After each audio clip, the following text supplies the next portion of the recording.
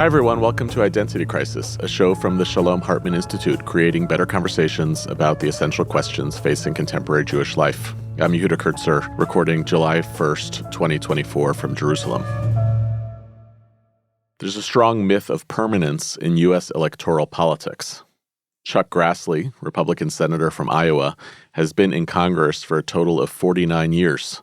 Ed Markey, his Democratic counterpart from Massachusetts, for 47. The recognizability of these names over long periods of time might make us believe that jobs like this come with essentially some form of life tenure. But according to the Pew Research Center, over the past 5 decades, the average 12-year turnover rate, that is the share of seats held by different occupants between two Congresses a dozen years apart, is 69% in the House and 62% in the Senate. Around 40% of the House of Representatives has fewer than 6 years in the role, and at about 70% of representatives and nearly 2/3 of all senators hold their offices for less than 12 years. Now, in any given election cycle, most members of Congress who seek new terms are reelected, but on average, every time there's an election, around 15% of the House changes over due to retirements, some representatives getting a promotion by running for Senate, election losses, and deaths. It's not even ultra rare that an incumbent representative loses in a primary. While the party usually rallies behind incumbents, even bad ones, in 2022, 14 incumbents lost. So far this year has been better for incumbents, though there are a few, like Virginia's 5th congressional district, that were hotly contested, and a few of those incumbents have been voted out. But my guess is that most listeners on this show have mostly been following just 2 of those incumbent challenges. Wesley Bell taking on Cori Bush in St. Louis, which will be resolved in August. And more importantly, George Latimer and his defeat last week of Jamaal Bowman in the 16th congressional district of the state of New York. The Bowman race became a national flashpoint for hot topics such as money in politics, with reports saying it was the most expensive primary race ever. Another topic of concern, the first major and most successful challenge so far to the small but influential group of progressive representatives that call themselves the Squad. There's the issue of race, which Bowman made central to his campaign, but most of all, the issue of Israel, which dominated the conversation in the district and out of it, and has to be understood as the principal prism through which this fight was being litigated. Now, devoted listeners of this podcast and all of my critics know that I hosted Jamaal Bowman on Identity Crisis back in December of 2020. This was after Bowman had shocked the political establishment by defeating longtime incumbent Eliot Engel in the primary and had then sailed through the general election. It was clear then that this was a possible earthquake in pro-Israel politics, as Engel had been a longtime chair of the House Foreign Relations Committee. Bowman was a political unknown, but he had already begun to become outspoken about Palestinian rights. Though at the time, and for a while, he maintained that he opposed the BDS movement and admitted he didn't actually know that much about the issue. At the time, he had never been to Israel. On our podcast, Bowman was clear that the main driver of his candidacy was racial and economic inequality. And if you remember back to 2020, the racial justice protests of that summer, the emphasis on those issues made Bowman the right candidate at the right time, even within a district with a huge and influential Jewish community. Since then, we have all been watching the turbulent rise and dramatic fall of Jamaal Bowman. I had a front row seat in Riverdale before the redistricting that gave us Richie Torres instead and moved Bowman to more of Westchester County. And I watched as Jewish community leaders first steadily and cautiously built relationships with him, and then watched in disbelief as he burned those bridges. A lot of it stemmed from a congressional delegation that he took to Israel. And I'm quoting from an article about that trip that was published in Politico. After the trip, Bowman changed from a relatively mainstream Democrat on Israel into one of the country's chief antagonists in Congress. He moved from voting for aid to Israel and supporting the country's normalization agreements to eventually signaling his support for the BDS movement, a Palestinian-led attempt to pressure Israel to withdraw from occupied territories and allow for Palestinian right of return. So, not surprisingly, the mainstream Jewish and pro-Israel communities fought back, especially buoyed by October 7th and Bowman's increased radicalization, which include denial of Hamas's gender and sexual violence, which he described as propaganda, and gradually organizations like AIPAC and Democratic Majority for Israel poured millions into the race. Candidly, I will say, and personally, we're going to talk a lot today about Israel in this race, and Israel as a feature of American politics and political fundraising, though I've personally come to believe that Bowman's failures can largely be attributed to the fact that he was not that savvy of a politician. Some of that can get lost in situating him as the protagonist or antagonist at the heart of what seems like a much more complicated story. But leaving that aside and going to the heart of the issue, want to see what it means for a race to pivot around Israel the way this fight did and what that portends. Most of the stories in the media written about this race focus on AIPAC, and we may talk about AIPAC. But the closer you look at this story, the more you see and hear about the role of J Street in the rise and fall of Jamaal Bowman.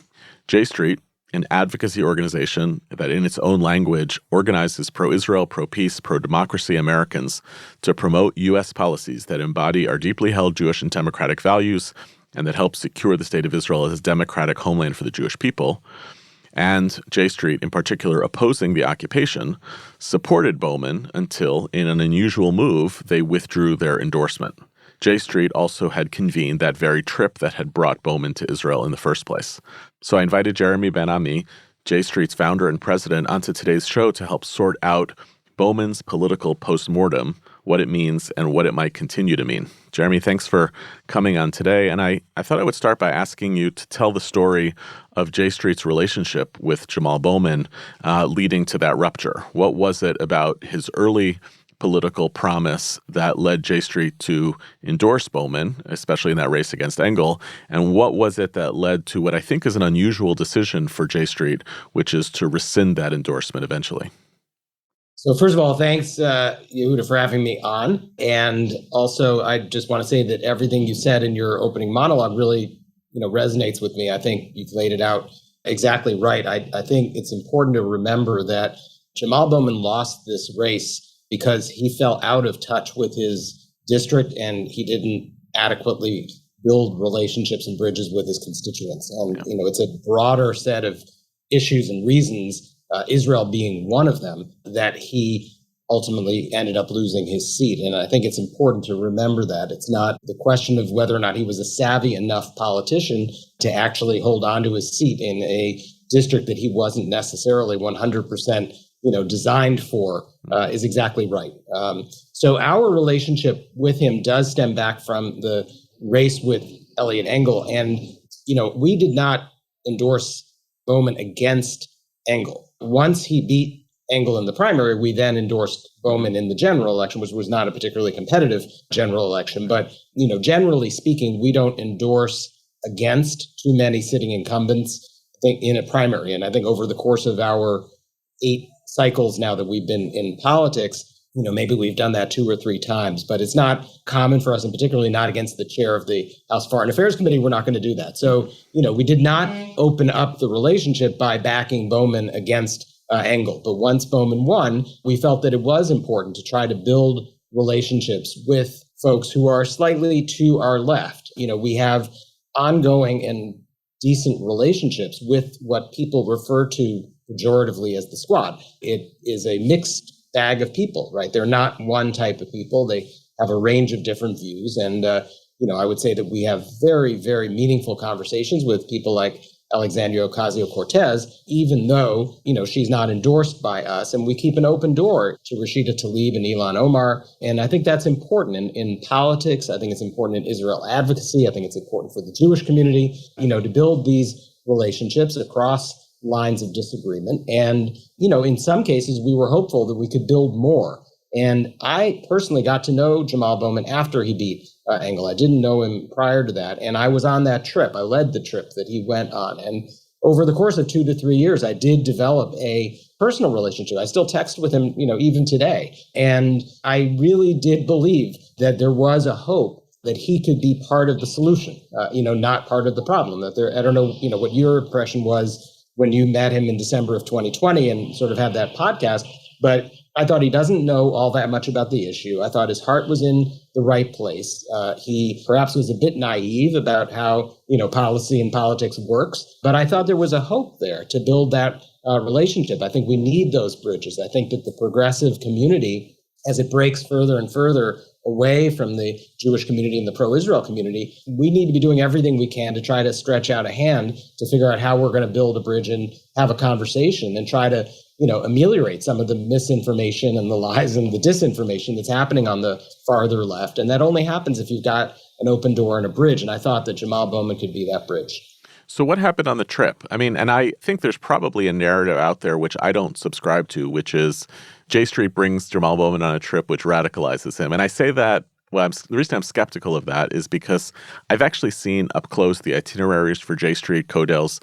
They oftentimes actually are the same itineraries as AIPAC Codels. There's a little bit of subtlety maybe in the difference between this speaker and that speaker. And I've also been in the business of bringing groups to nuanced trips to Israel. And sometimes people come away from a nuanced trip to Israel concluding that a two-state solution is no longer viable, believing that the occupation is not just a moral hazard that needs to be addressed, but actually requires of us to take really radical steps opposing the state of Israel. So I'm sympathetic to the business of doing this. But having had a front row seat there, what happened on that trip? And were you able to actually watch what tilted the balance for Bowman? Because he himself credits the trip for having led to his own radicalization.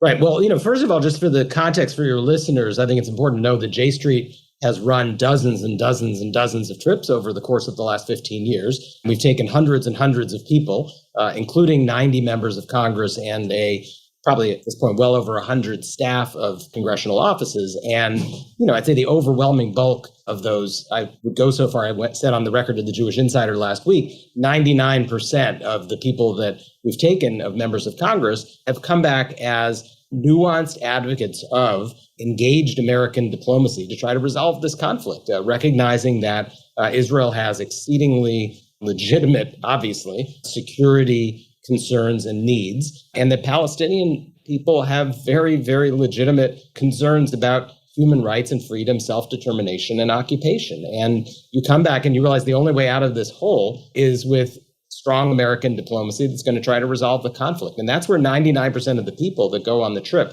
end up. And I just came back Friday morning from another trip just last week. And as you said, what we do is 80 to 90% overlap with what might be considered mainstream American Jewish organizations do. When we get briefed by the IDF and the Ministry of Foreign Affairs, we meet with ministers and members of Knesset. And we went and spent the whole day on last Monday down at the kibbutzim on the Gaza border and went to Kfar Aza. And we're toured around by the woman who used to give us the tour before October 7th. I mean, we always went to the south. And one of the people who used to tour us was killed. The woman who prepared our meals in the dining hall there was killed. I mean, this is very, very real and very long-term relationships that we have with these kibbutzim. And so, we went down there with Jamaal Bowman, right? And we do that as part of our itinerary. But the thing that we also do is we go to the West Bank and we go to visit Palestinian villages that have themselves been destroyed by settlers. And we go and we see Hebron and we see the old city of Hebron and what's happened because of 650 radical settlers who live there and how it's destroyed 20% of the city. And, you do a series of those sort of things alongside getting a tour of the Iron Dome and alongside going to the kibbutzim, alongside getting briefed by the IDF, and you get all these inputs. And that's what our trip is like. And, people do come back, I think, with a fairly balanced but real understanding of exactly what's happening on the ground. And so using that, describe to me what happened with Bowman was on the trip, because, were you able to watch it happen? And the fact that he credits that trip with having begun his process of this radicalization, were you able to witness that? Or have you, even in the relationship since, what was it about it? Did he not get the nuance, or did he simply decide that ultimately this requires kind of choosing sides and choosing political radicalism rather than staying in the kind of nuanced position that you wanted him to be in? So I think, two things. I really, again, want to zoom the lens back out to the full 90 members of Congress. I would say that all 90 credit us with deep impact on their thinking about these issues, right? I think that this is, in their words, one of the most meaningful experiences of their tenure in Congress is the week that they spend with J Street, because there are very few trips that, on any issue in this kind of depth with that kind of balance. So the impact is very, very significant on every member, not just Bowman. And I will say that in real time, the notion that somehow it would lead to quote unquote radicalization didn't seem as apparent in real time. What I will say is that he was under, and it has to be part of the story, he was under real pressure from his left for coming with us on the trip.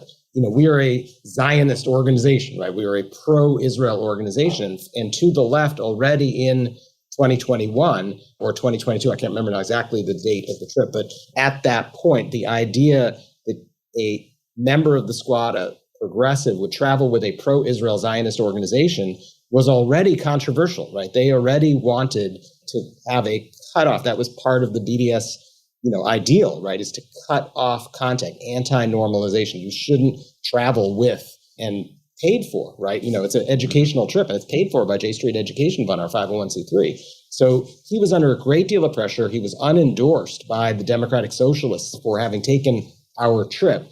And I think it's important to put that context into the mix here, because it isn't just what he saw, it's that he was already getting beaten up from his natural political base. And when he came back home, the pressure was on him to do a couple of things, in a sense, politically, that were, gives to those folks. And so he pulled his name off of a bill, if I remember correctly, I think the support of the Abraham Accords. And there was one other thing that he did when he came back.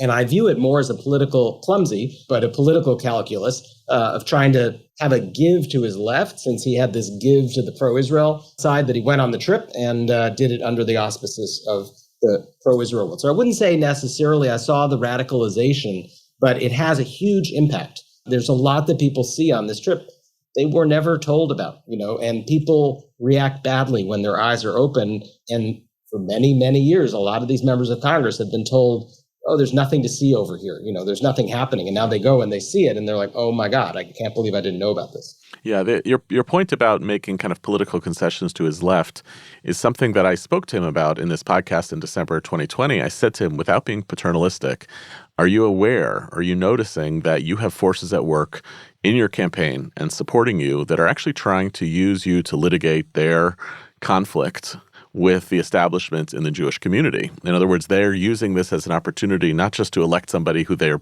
more sympathetic, but they're kind of using this as a wedge. And at the time, it's on the record, he laughed and he basically was like, this isn't my issue.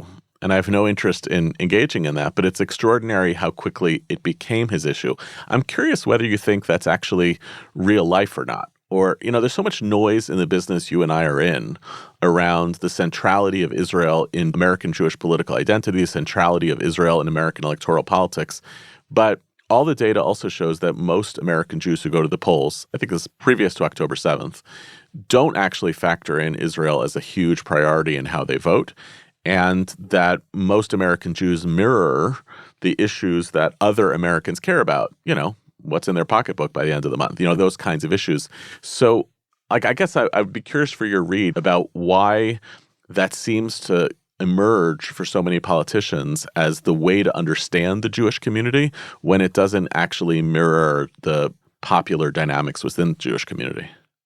Yeah, and a lot of that is from our own polling, right? J Street has done election night polling since 2008. And it mirrors polling done by the AJC and by the Jewish Democrats and others. But Israel is cited as a top 2 issue by only 7 or 8% of American Jewish voters, right? And I wrote a book as we started J Street, and one of my chapters was called, The Loudest 7%. And it really is a small percentage of the American Jewish community for whom Israel is the be-all, end-all issue that they devote all their time, energy, money, and political power to engaging on. And it is a very, very loud and very powerful 7% of our community. But you're right, the other 93%, this isn't a top tier issue necessarily. And the views that the majority hold are actually quite nuanced and rational and moderate, right? People support the state of Israel. They don't support the settlements. They're not big fans of Netanyahu. They'd like to see religious pluralism. They'd like to see peace ultimately with the region. And, it's just basically a moderate set of views. And we set J Street up specifically to try to give that moderate majority a space and a voice. I tend to meet with many of the new Democrats in Congress within their first year in office, just as an introductory meeting, whether we've endorsed them or not.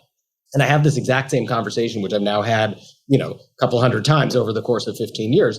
And I say this tiny little country that makes up, this infinitesimal percentage of the surface of the globe, right, is going to dominate your time in Congress, right? It will take a disproportionate percentage of your mind space and your staffs and your energy. And many of them will just laugh at that concept, right? They say, no, there's no way. There's so many other things I came here to do, X and Y and Z. And then I watch over the course of the years, as even prior to October 7th, when it went on steroids, right? I mean, the percentage of time that Congress is dealing with this issue since October 7th is even higher than it used to be, but it was already absurdly high.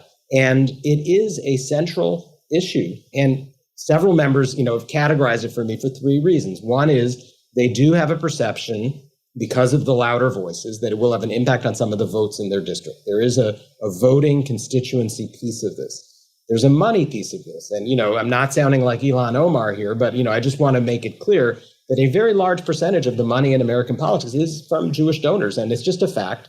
And we just have to understand that, therefore, donors will get their phone calls returned, and they will get more meetings. And the fact that the Jewish community is disproportionately represented in that donor community has a piece of the puzzle here. And then there's the third thing, which is, the headache factor.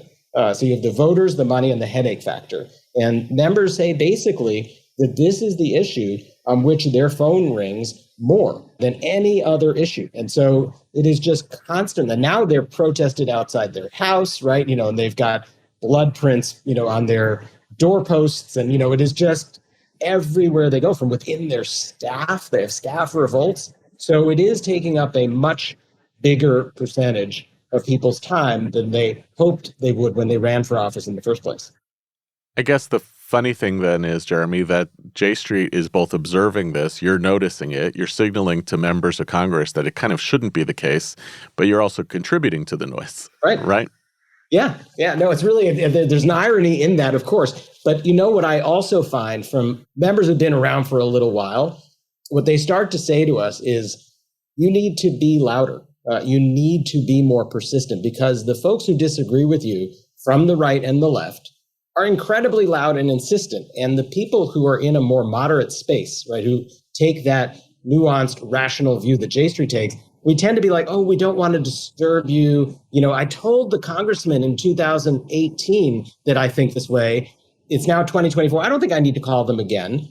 I told them once back 6 years ago, and I'm like, no, they want you to be calling, because there are little call logs, that have 1,000 calls saying, stop aid to Israel, and 1,000 calls, saying you can't, condition aid, or whatever, the case may be. You've got to get at least 100 phone calls from the rational middle. And our folks, people who think like us, tend to be a little bit more reluctant to actually bother a member of Congress and to engage on this, where there's no shame and no bother from people who hold more views on the edges. Yeah, I don't want to misrepresent it, but Eitan Hirsch, a political scientist at Tufts, talks about this phenomenon called political hobbyism in America, where a lot of people will describe that they'll say, I love politics, I'm engaged in politics all the time, but what they think that means is that they scroll Twitter a lot and watch MSNBC or Fox News and get angry, when in fact political activity is doing real commitments. It's not hobbyism, and that tends to find a greater expression among the polls. But let's talk about polarization in this context. It would seem to me that when America was in a more bipartisan era, really ending in the 90s, the need for clearer moderation around the pro-Israel position operated within a framework that could work. Right now, when we have the extent of the polarization that we have in Washington between the far right and the far left, which, by the way, is still not reflected in the actual electorate, but it is the result of things like gerrymandering and news media and Twitter, we have a public impression of severe polarization. And I wonder about the same kind of work that you're doing that I care about, which is building up a nuanced and moderate middle, and whether it actually breeds that as a movement or whether it basically serves the process of polarization, right? I don't quite know how to do it. Like I'm with you on, of course, if the majority of American people identify in some framework as basically liberal Zionist. I support the legitimacy of Israel. I oppose occupation. I don't like Netanyahu. I support religious pluralism. But the options that are viewed as available to them within American policy are either support this or oppose this. And there's tremendous noise there. Aren't we in some way effectively pushing a stone up a hill that it can't succeed, or are we inadvertently driving some of that polarization at the same time?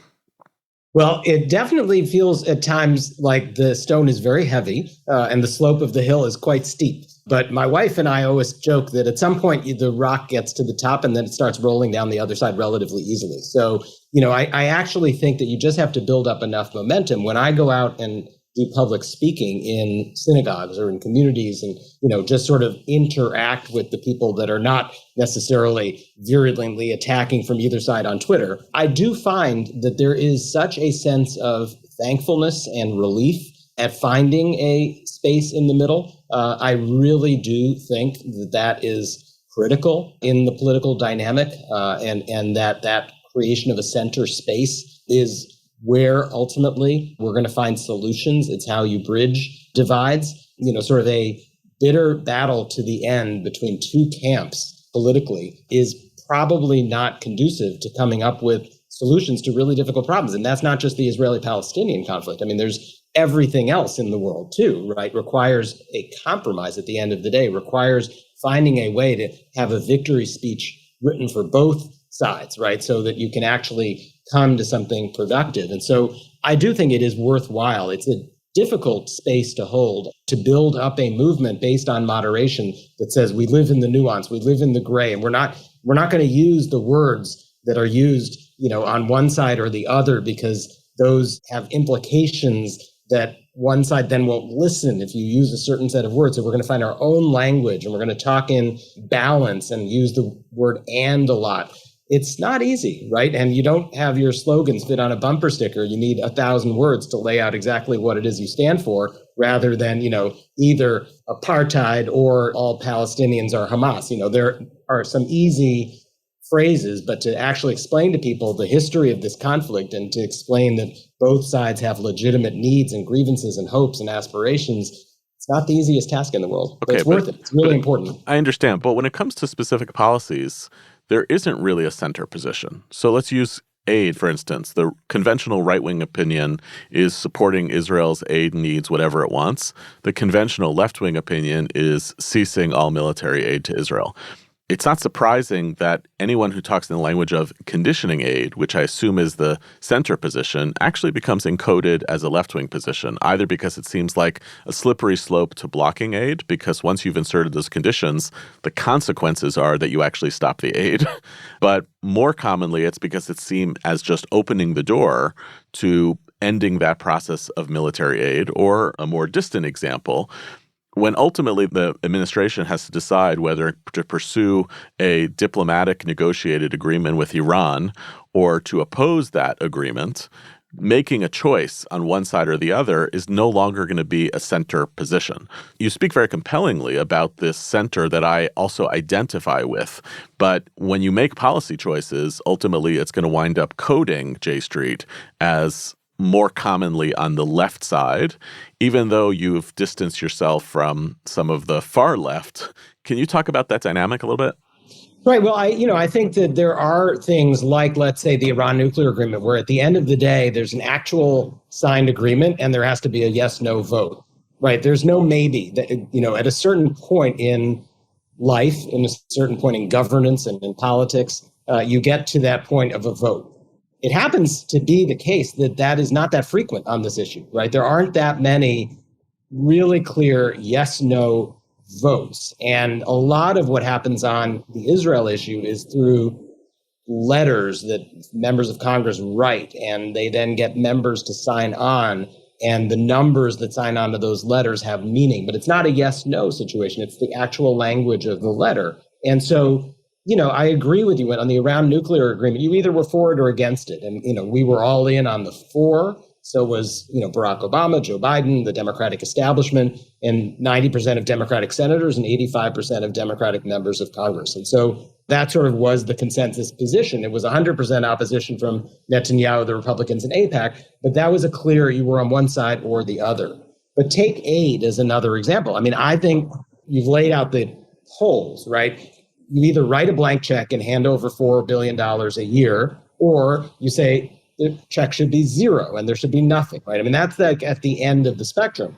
The space that J Street is in is we say Israel has legitimate security needs. We've made a 10-year commitment of $3.8 billion, including really important things like Iron Dome.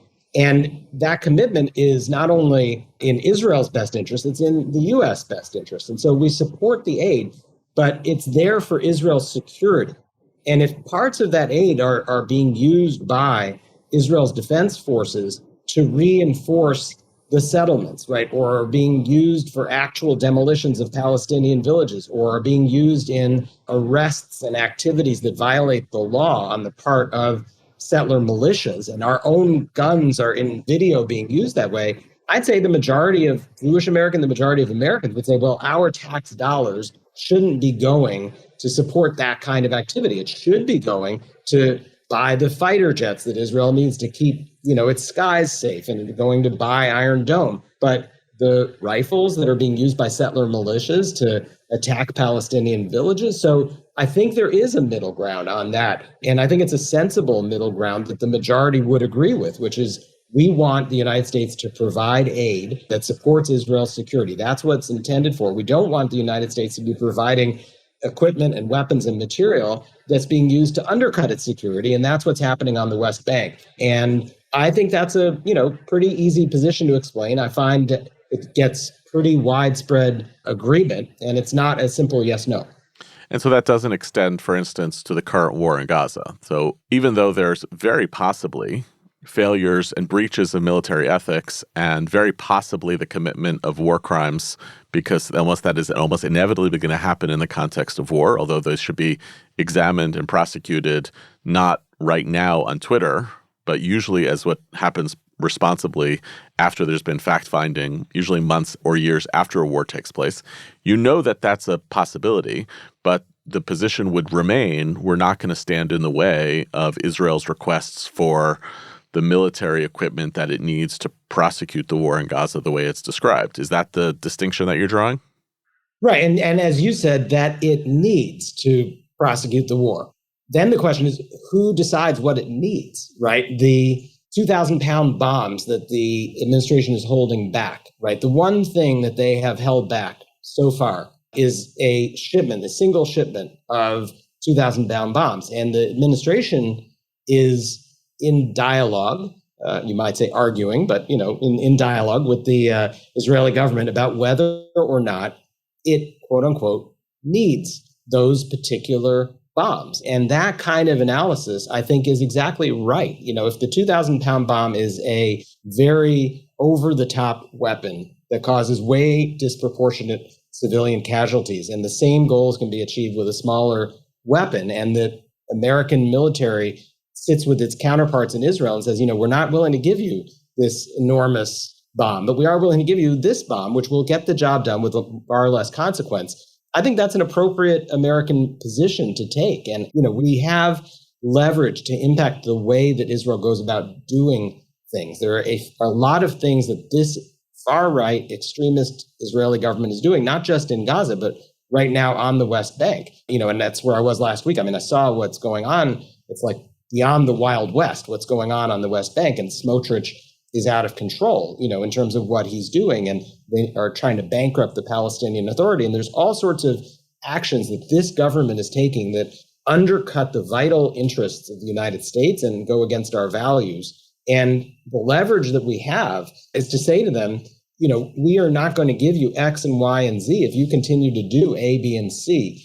I think that is completely the correct policy. And the notion that we're just going to hand Israel whatever it asks for, whatever the content is of that request with no limits and no questions asked, doesn't necessarily seem like the best American policy. And I think that also continues to be a sensible, moderate position that a very large portion of the American Jewish community would agree with.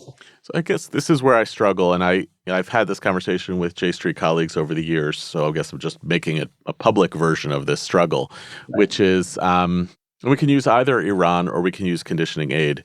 You said, what Israel actually needs, and then described this as, from the perspective of J Street, we don't agree that that's what Israel actually needs. And I wonder about that, the confidence involved to make that determination as whether or not that's actually a moderate position or whether it's a partisan position. And I'll use Iran as the example. During the Iran deal negotiations, the Democrats and Republicans are pretty clearly divided, so it's a partisan political issue in America, largely because President Obama described it as his signature foreign policy achievement, or it was at least described by others. While meanwhile, it wasn't merely the Netanyahu government that opposed the Iran deal. It was close to 80 to 90% of the Israeli people. So it felt, to me at least, that coming out in support of the Obama administration and the Iran deal was not a middle ground position. It wasn't a center position. It was a decision to essentially go to bat on behalf of the Democrats as opposed to the Republicans, and in this case, as opposed to not just the Israeli government, but also the Israeli people. So I'm deeply sympathetic to the effort to stand in the breach, but what you're ultimately describing is that the middle ground you're holding, as within the American Jewish community, is actually a middle ground within the Democratic Party, as opposed to a middle ground within the American Jewish community, and not really a middle ground that stands between America and Israel, but stands squarely within a particularly American conversation. And that's what made it very difficult for me. I thought it was a viable middle ground position to say, as an American Jew, I don't really support or oppose the Iran deal. I'm trying to figure out how I can be a good American and a good and sympathetic friend to Israel when America says this is really important, at least the people currently in charge, while virtually everybody in Israel is threatened by this. So can you respond to that, like what that choice to situate where you put the center? Right. Well, I do think, as I said, I think that there is this rare moment, and we've been around, J Street's been around for 16 years, and there's been very, very few yes-no moments of decisions around absolutely critical things. And the Iran nuclear agreement is really an exception. And you really had to be either for or against it. There is no middle ground at the end of the day when you are a member of the House or the Senate and you've got to go to the floor and cast a yes-no vote. And you can't sort of stand in the middle and look at the oncoming train and just say, I don't know, which side I'm going to jump to, and you just get hit by the train. And I think on the question of, is the world safer? Is Israel safer? Is America's interest in nuclear nonproliferation advanced? I mean, you go through a whole series of sort of objective standards and say, would having the deal or not having the deal be better on this set of things? I believe that history has shown that the world was a better place with the Iran nuclear agreement in place, right? That the Iranian nuclear program was locked up in a box under, international inspection. It was a year away from having a weapon. And there was a lot lower level of ongoing tension between Iran and its proxies and Israel and the United States in the years when the agreement was in place. Then Trump, under pressure from Bibi and AIPAC, pulled out of the deal. And now we have 5 years of experience of the world without the agreement. And Iran is hours away from having a nuclear weapon. The region is on fire. And, I think we've lived out the yes and the no, right? This is such a rare moment in my life when, there was a yes-no decision, a decision was made, and then you got to live life under the yes and under the no. And I just find it so clear whether the world was a better place or not with the agreement in place. And I think it was the right decision. And I think, sure, Republicans were voting no because it was a Barack Obama foreign policy accomplishment. But are there a large number of former Republican officials? Are there a large number of former military and security professionals, people who were engaged in nuclear nonproliferation talks through the Reagan, Bush, years, as well as the Clinton-Obama years, who said this was an excellent deal, probably the best nuclear nonproliferation deal that was ever negotiated? So yes, and there was a lot of Republican support. It's just that in the context of the vote that took place in 2015, not a single Republican was able to put their name forward and say, yes, So I kind of want to argue with you about this more, but we have other topics to talk about. So we'll take that. We'll do that another time. I guess I've had an impression, maybe you could tell me if this is right or wrong, that post October 7th, some of the things you talked about earlier around fending off the anti-Zionist criticism, as, for instance, Bowman had to take for even coming on a trip with J Street, that there has been a kind of intensification of a divide between J Street, for instance, and folks to their left. I'm curious if you see that also having happened since October 7th and whether it's having any direct consequences for J Street policy. I will say personally, I'm watching it and it's actually kind of painful to watch the break between the center left and the far left, especially for those of us who for a long time advocated for bigger and broader tents. And now actually seeing the tent closing a little bit, and there's a loss that comes to it. And there's also something very freeing about it, because once people have said, I'm not really angry at you anymore as much because I don't feel implicated by you, that separation creates a little bit more freedom, for instance, for J Street to actually represent the left side of the map, because the far left has kind of lost its way. So have you seen that play out in the context of your work? Yes, absolutely. And, I think that it is clarifying for a lot of people, both, observing J Street. It is clarifying for people to understand that at the end of the day, this is a pro-Israel organization, right? And that we are proudly followers of the Zionism of our parents and grandparents, right? That the Jewish people have a right to national self-determination.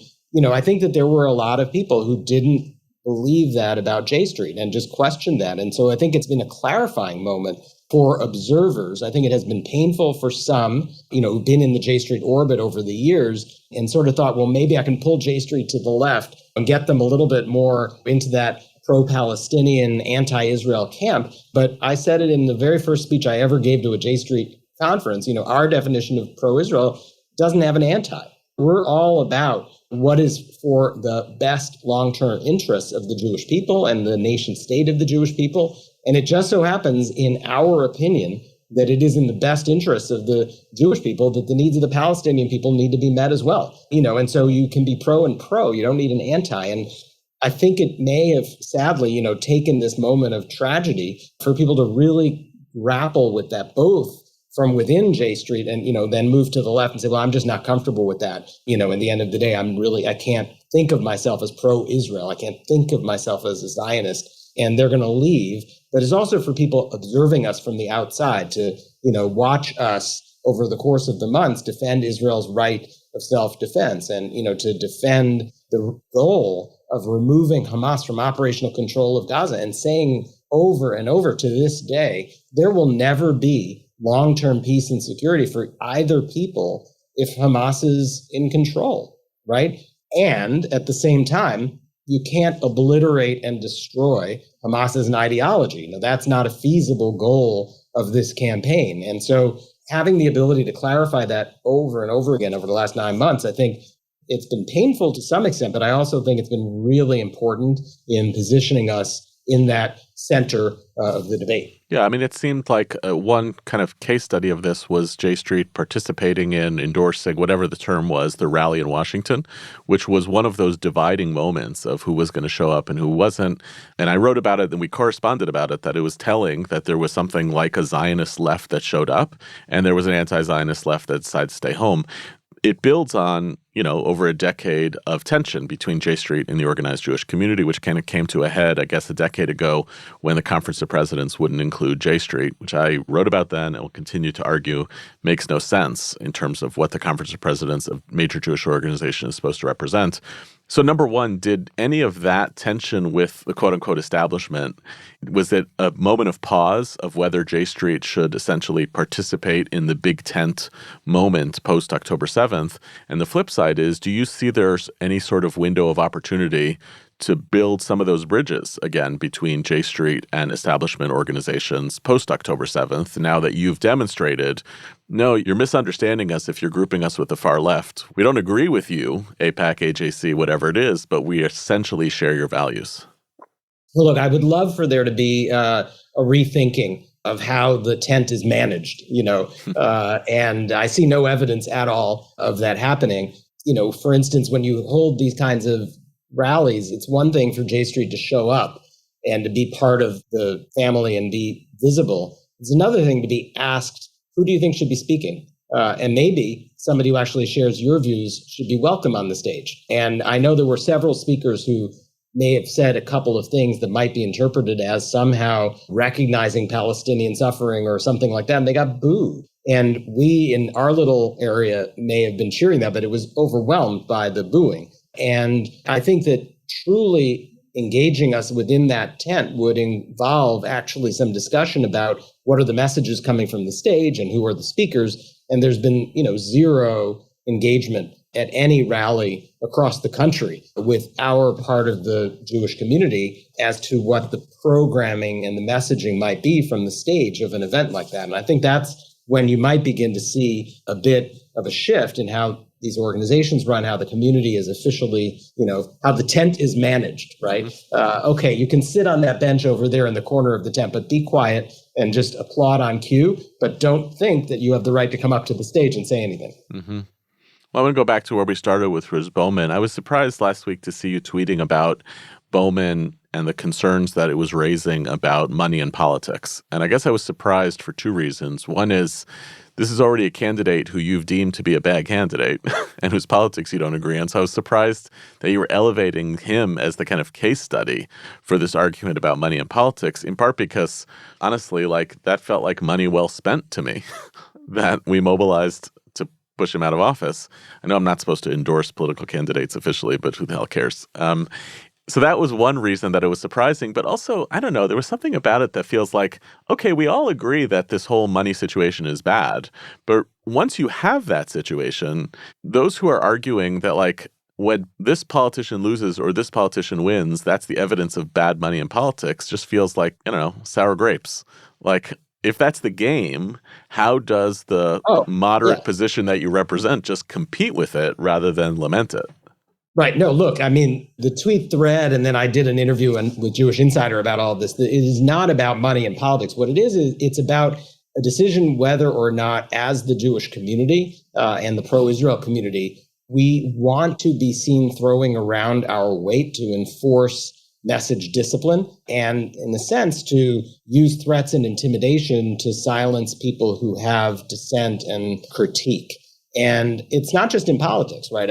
Obviously it is playing out in universities, right? With very large donors threatening institutions and ultimately having presidents of universities step down and having, programs shut down and groups shut down. And there is a intimidation factor that I think we, as the pro-Israel and Jewish communities, need to be considering in the way in which we go about winning these skirmishes and winning these battles, because you may be able to win a battle and see somebody like a Jamaal Bowman lose, or see a university president who proved to be, woefully unready for the job, have to step down and then celebrate an individual little victory, but lose sight of the fact that on the grander scale, you may actually be turning more people against you over time. And that's what I'm trying to argue, is that we need to think strategically and carefully about how we throw our weight around. And that some of the tropes that are at the root of some of the problems we have related to anti-Semitism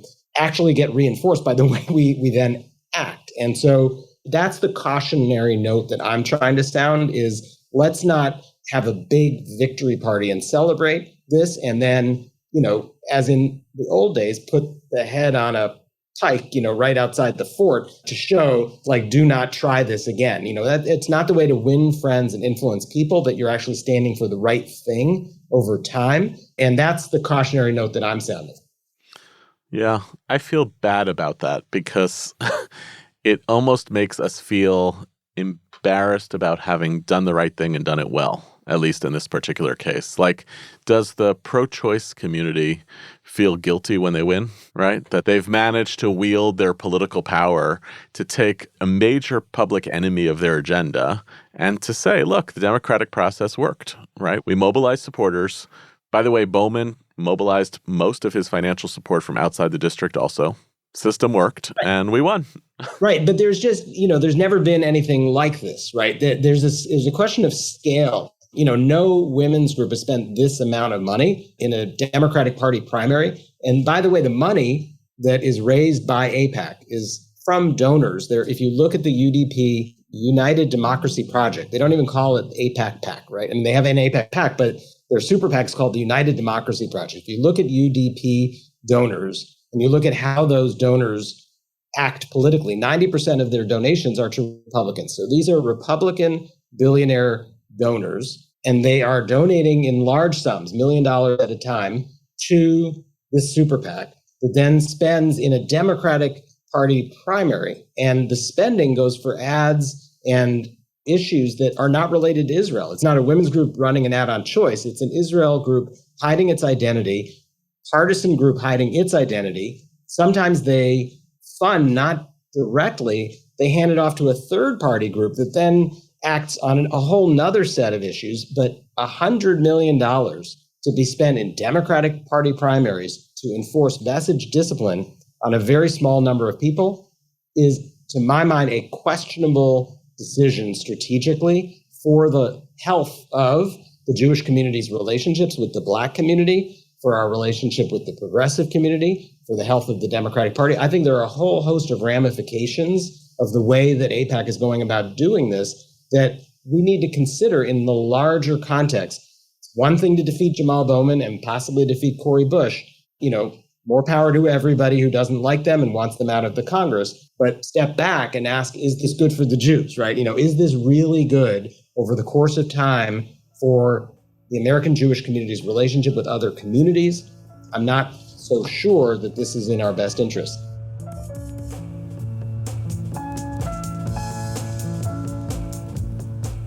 Thanks for listening to our show, and special thanks to our guest this week, Jeremy Ben-Ami.